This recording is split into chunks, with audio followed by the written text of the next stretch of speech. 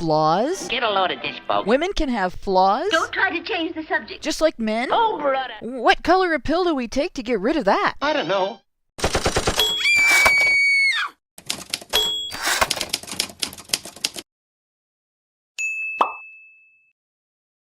As we've discussed our history over the last 2 episodes of HBR Talk, we've pointed out the experiences and lessons that brought us together.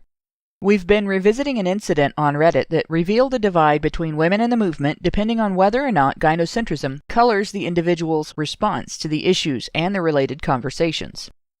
Most MRAs know the red pill referenced in Men's Issues discussion refers to that scene in The Matrix where the character Neo, living in a computer-generated illusion, is offered the chance to leave it for reality, represented by swallowing a red pill, or choose to remain in a state of full immersion in the illusion, represented by swallowing a blue pill.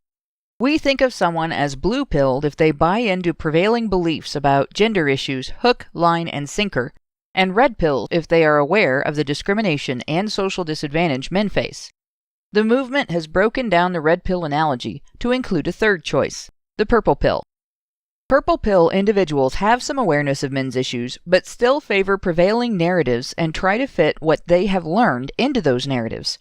This viewpoint leads to odd reactions like recognizing only part of an issue, or recognizing the problem but ignoring or even being offended by the mention of women's role in its cause.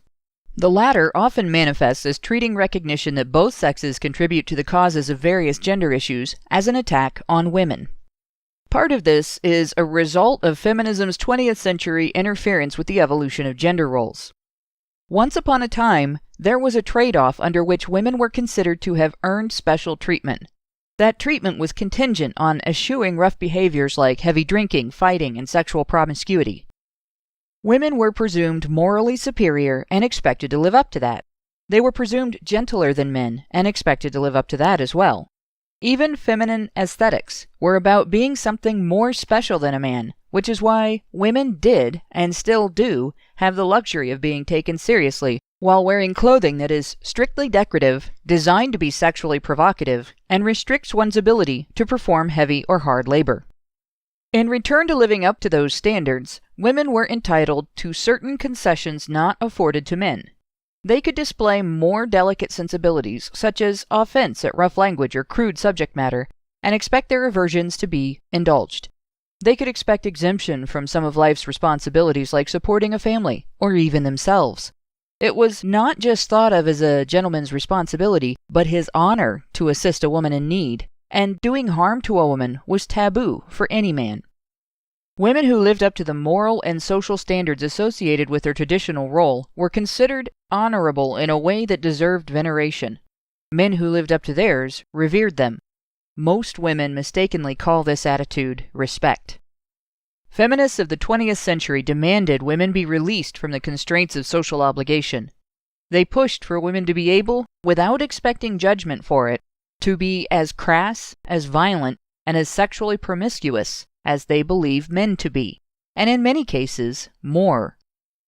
Feminists fought for this under the guise of equality, demanding society acknowledge not only equality of rights and human value, but capability and toughness, whether women exhibited them or not.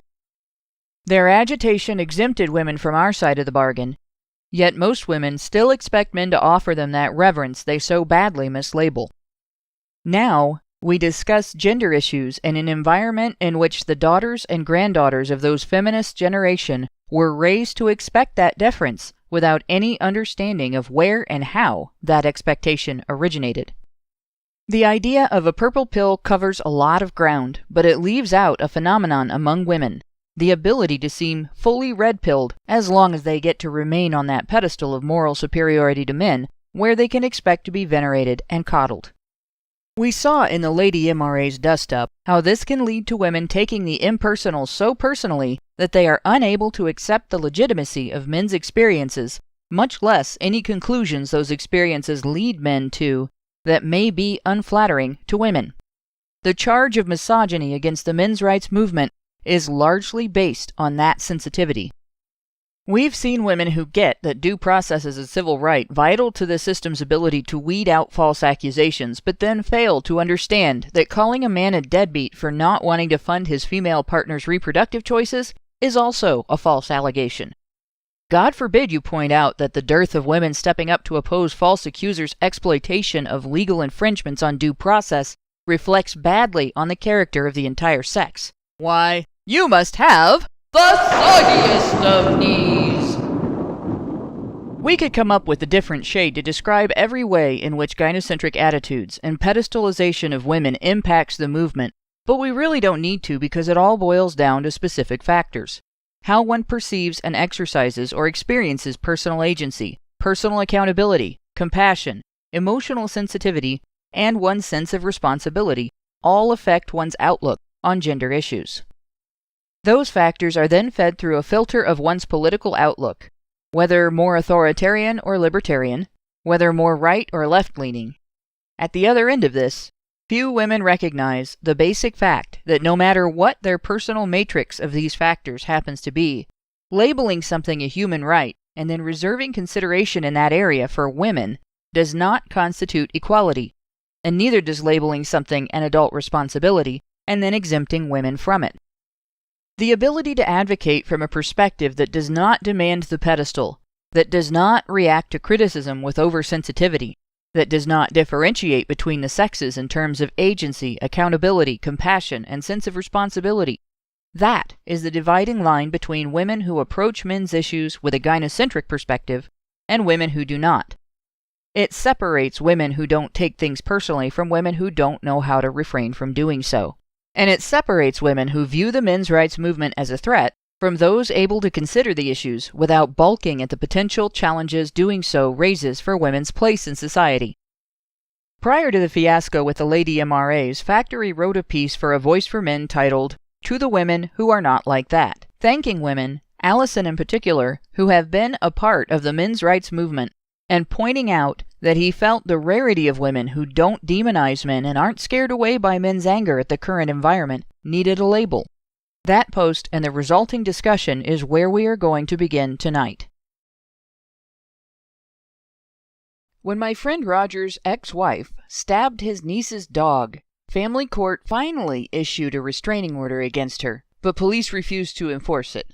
Roger's ex-wife filed blatantly false charges, got caught lying to police, perjured herself, and even stalked him and his witnesses, all while a biased court turned a blind eye. It took myself and a whole team of his other friends working together around the clock to protect him from further false accusations and to put a stop to her abuse. Roger wasn't the first male friend I'd had who experienced a court system slanted against men. Jason was convicted of assault strictly because his ex said she was scared of him. Mark, because a judge thought stopping a woman from stabbing him in the throat was abusive. Steve spent a weekend in jail for non-payment of child support because of a caseworker's typo. My friend Roger wasn't a wake-up call for me. He was the last straw. Witnessing false accusations against friends in multiple jurisdictions in multiple counties made it obvious that this was an area of systematic institutionalized discrimination against men, one that blindsides them all too often with life-wrecking force. I learned the importance of documentation, of seeing through and exposing false framing and other forms of deceit, and countering victim narratives used to disguise glaring fabrications as legitimate complaints. I sought out men's rights forums to share the tools I had seen work against false accusations, and soon realized that the false accusations I witnessed are a symptom of a larger, broader pattern of lies. Men stand wrongly accused of the ill-defined crimes of patriarchy, of privilege, and of toxicity. Spurious, distorted narratives created in women's name are used to push for a corrupt system that, intentionally or not, helps liars destroy men by stripping all men of a presumption of innocence. I want to provide you, our listeners, with the tools to fight back against those distorted narratives and the abuses they are used to support. I want to arm men against the lies used to dehumanize and demonize them. Most of all, I want men to be able to assert their own truth without fear that it will be buried under the rubble of society-wide false accusations. Ask yourself if that's something you'd like to see more of. Ask yourself if you'd like to support my efforts in arming fighters. And if your answer is yes, please go to www.feedthebadger.com Thank you.